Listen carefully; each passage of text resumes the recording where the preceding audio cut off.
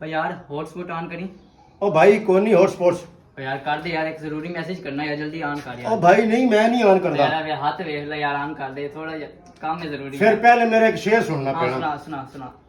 तू जो मैनू मिल जावे तन ले जावा उस पार। वाह वाह वाह वाह। तू जो मैनू मिल जावे तन ले जावा उस पार। वाह, वाह, वाह, वाह। हॉटस्पॉट्स मैं ऑन कर देना मैनू अब्बा कह एक बार। ए फड़ी अब्बा जी फोन पे हॉटस्पॉट ऑन कर दे। हाय ਹੁਣ ਤੇ ਕਰਨਾ ਪੈਣਾ ਹੌਟਸਪੌਟਸ ਆਨ ਕਰਨਾ ਪੈਣਾ। जल्दी कर दे यार। ਉਹ ਤੇਰਾ ਪੈਕੇਜ ਲਾ ਦਿੱਤਾ।